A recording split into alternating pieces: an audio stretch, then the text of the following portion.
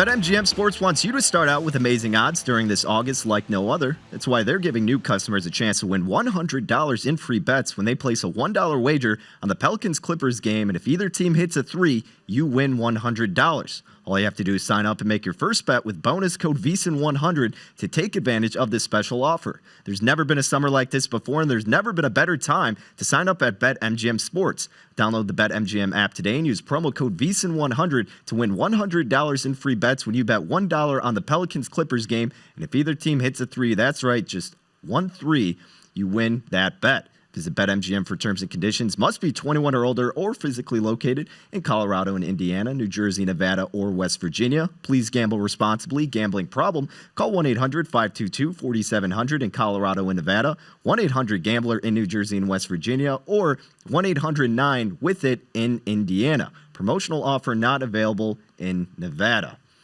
All right, wrapping up a Saturday edition of the Lombardi Line here on VEASAN, the Sports Betting Network. Remember, the Lombardi Line back in action 7 days a week here on the weekend, 7 to 9 Pacific time and 10 to noon over on the East Coast. And speaking of the East Coast, we're going to talk with Thomas Gable, Director of Race and Sports over at Borgata. Thomas, thanks for joining the show. How are you doing this Saturday?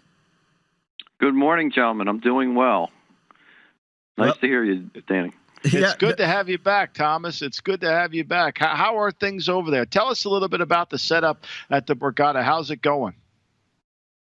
Well, we've only been open about a week now. We opened to the public last Sunday. We were the last casino in Atlantic City to open.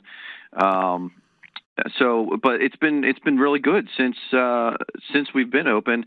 We've taken a lot of action. Baseball has been really strong. That first 3 full days of the season there, Friday, Saturday, Sunday, last week, in terms of handle on Major League Baseball, we did in those 3 days what we would typically do in about 3 weeks.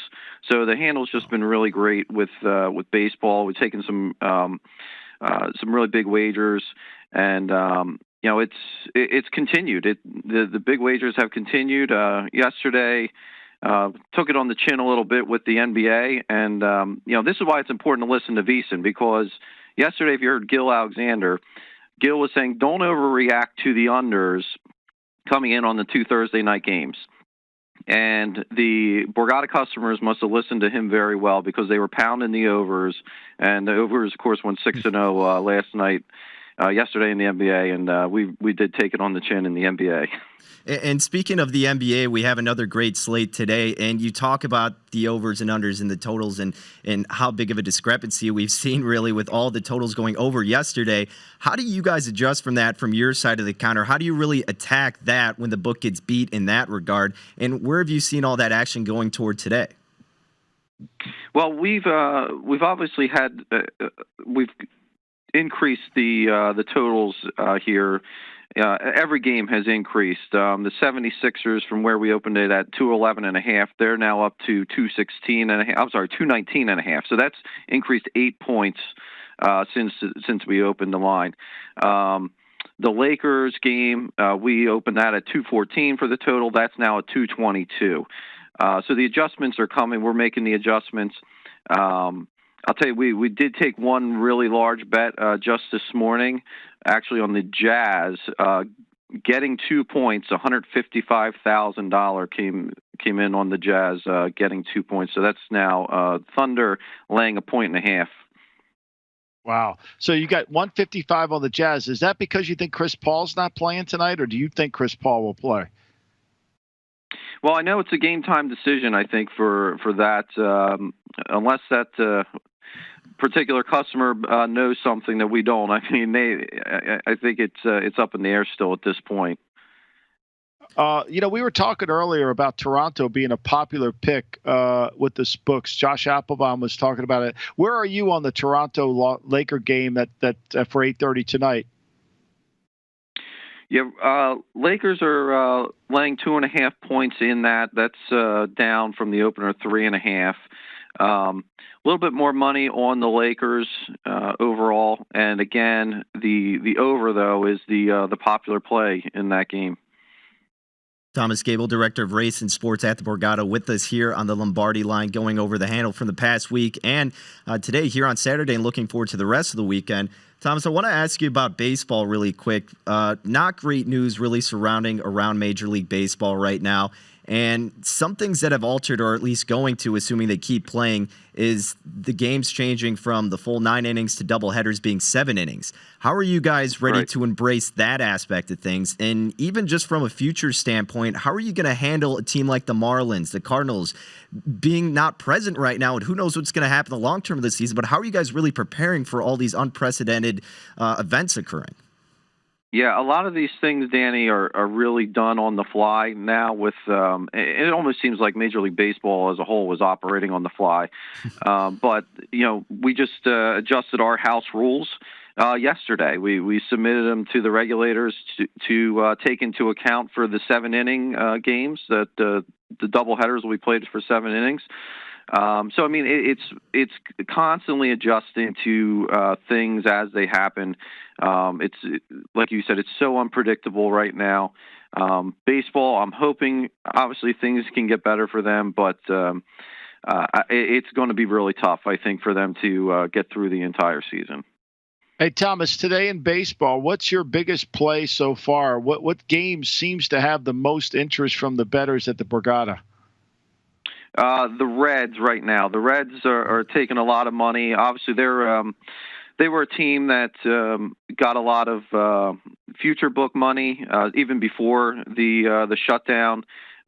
People were betting the Reds in the future market, and they've continued to bet the Reds day to day since the season has started. But they're certainly a heavy favorite today against the Tigers. Right now we have the Reds at minus 175, but they're taking all the money in that game.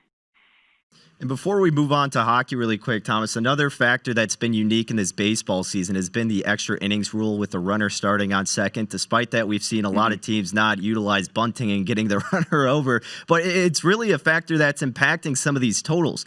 How have you seen that affect some of these bettors, and how does it affect you guys behind the counter and where you set these totals? Sure. I mean, that's another great point there, Danny. And I think some bettors who maybe weren't necessarily paying too close attention, I think got burned a little bit with that in the early going. Didn't really know about that rule change if they weren't paying too close of attention. But it's definitely a factor when you're setting the totals, and if you're betting the totals. Listen, there's going to be some runs there with runners starting on second base, no doubt. All right, let's shift over to hockey, Thomas. I mean, first of all, what's your liability for a futures ticket if there is one? What do you have any liability for a future ticket? And then where are you on today's games?